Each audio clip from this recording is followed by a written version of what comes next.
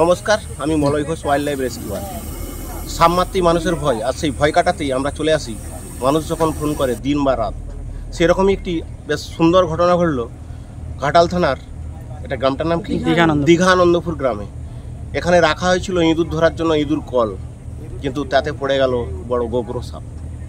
আমরা যার ফোনে এই গ্রামে এসেছি তার কাছ থেকে শুনে নেবো যে কী ঘটনা ঘটেছিল। বলুন। হ্যাঁ, আমরা ইঁদুর প্রচুর বাড়িতে থাকে, ইঁদুর মারা কল রেখেছিলাম, দিয়ে দেখছি যে একটা গোগ্র সাপ পড়েছে।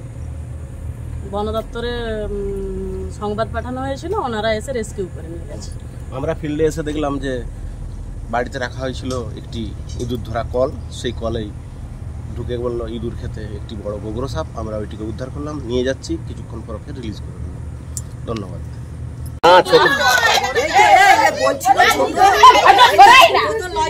আমার হাতে সাপ সরে যেতে হবে। কত বড় সাপটা,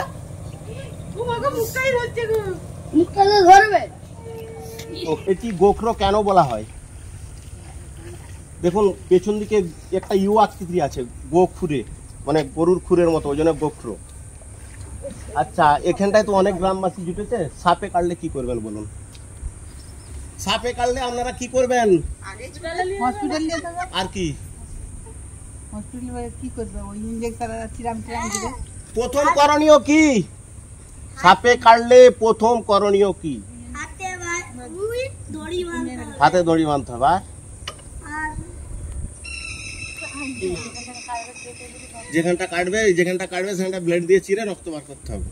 এটা জিনিস নাম্বার 1, 100 মিনিটের মধ্যে হসপিটাল, কোনো রকম ক্ষতস্থানে বাঁধন না দিয়ে এবং তাকে কোনো রকম ওই ক্ষতস্থানটি নাড়াচাড়া না করে।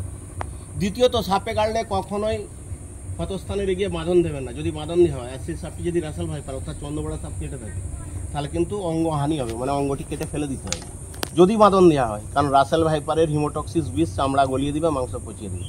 তৃতীয়ত, সাপে কাটলে কখনো ওঝার কাছে যাবে না। ওঝা কি করে?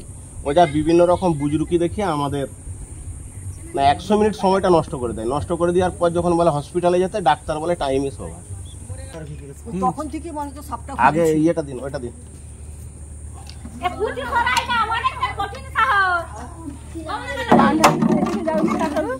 পূজা করছিল আমাদের সাপ ধরতে, সামনে একবার যাই তাহলে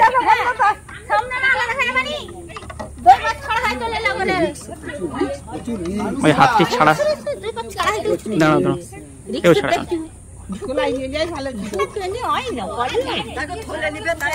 না না,